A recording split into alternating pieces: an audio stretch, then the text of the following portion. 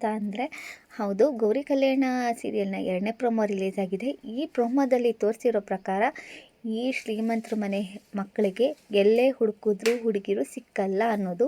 ಇದನ್ನೇ ಯೋಚನೆ ಮಾಡ್ತಾ ಈ ಹುಡುಗರಿಗೆ ಹೇಗಾದರೂ ಮಾಡಿ ತನ್ನ ಹೆಣ್ಮಕ್ಳನ್ನ ಮದುವೆ ಮಾಡಬೇಕು ಅನ್ನೋ ಉದ್ದೇಶ ಇಟ್ಕೊಂಡಿದ್ದಾರೆ ಗೌರಿ ಅವ್ರ ತಾಯಿ.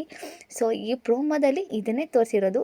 ಈ 3 ಜನ ಗಂಡು ಮಕ್ಕಳಲ್ಲಿ ಮೊದಲನೇ ಮಗ, 2ನೇ ಮಗ ಯಾರನ್ನು ಮದುವೆ ಆಗ್ತಾರೆ ಅನ್ನೋದೇ ಸಸ್ಪೆನ್ಸು. ಇನ್ನು 3ನೇ ಹುಡುಗಿಗೆ 3ನೇ ಹುಡುಗ ಅನ್ನೋದನ್ನು ಇದರಲ್ಲಿ ಸ್ಪಷ್ಟವಾಗಿ ತೋರಿಸಿದ್ದಾರೆ. ಇನ್ನು ಕಥೆಯಲ್ಲಿ ಏನಾಗುತ್ತೆ, ಯಾರಿಗೆ ಯಾರು ಜೋಡಿ ಆಗ್ತಾರೆ ಅನ್ನೋದನ್ನು ನೋಡಬೇಕು ಅಂತಂದರೆ ಗೌರಿ ಕಲ್ಯಾಣ ಸೀರಿಯಲ್ ಬರೋವರೆಗೂ ನಾವು ಕಾಯಲೇಬೇಕು. ಆದರೂ ಪ್ರೋಮೋ ರಿಲೀಸ್ ಆಗಿ ಇಷ್ಟು ದಿನ ಆದರೂ ಯಾಕೆ ಇನ್ನೂ ಬರ್ತಾ ಇಲ್ಲ, ಇಷ್ಟೊತ್ತಿಗಾಗಲೇ ಬರಬೇಕಿತ್ತಲ್ಲ ಅಂತ ಅಂದ್ಕೊಂಡ್ರೆ ಹೌದು, ಬೇರೆ ಬೇರೆ ಏನೇನೋ ವದಂತಿಗಳೆಲ್ಲ ಹರಡ್ತಾ ಇದೆ.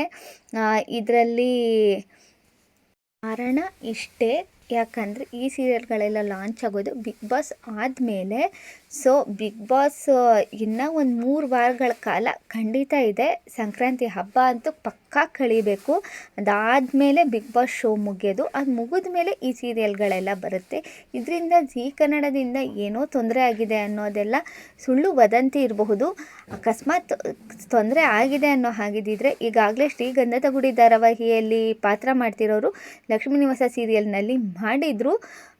ಅವರು ಈಗ ಧಾರಾವಾಹಿಯಿಂದ ಹೊರಗಡೆ ಬಂದಿದ್ದಾರೆ. ಆ ಕ್ಯಾರೆಕ್ಟರ್ನ ಬೇರೆಯವ್ರು ಮಾಡ್ತಿದ್ದಾರೆ. ಹಾಗಾಗಿ ಇದರಲ್ಲಿ ಗೌರಿ ತಂದೆ ಪಾತ್ರ ಮಾಡ್ತಾ ಇರೋರು ಹೊರಗಡೆ ಬಂದಿದ್ದರು, ಏನೂ ತೊಂದರೆ ಇಲ್ಲ ಅಂತ ಅಂದ್ಕೊಂಡಿದ್ದೀನಿ. ಕ್ಯಾರೆಕ್ಟರ್ ಚೇಂಜ್ ಆಗಬಹುದು, ಆದರೆ ಜೀ ಕನ್ನಡದಿಂದ ಗೌರಿ ಕಲ್ಯಾಣ ಸೀರಿಯಲ್ಗೆ ಸದ್ಯಕ್ಕೆ ತಡೆ ಇಲ್ಲ ಅಂತ ಅಂದ್ಕೊಂಡಿದ್ದೀವಿ. ನೋಡೋಣ, ಬಿಗ್ ಬಾಸ್ ಶೋ ಮುಗಿಯೋದ್ರೊಳಗಡೆ ಯಾವುದಾದ್ರೂ ಒಂದು ಪಕ್ಕ ಗೊತ್ತಾಗುತ್ತೆ.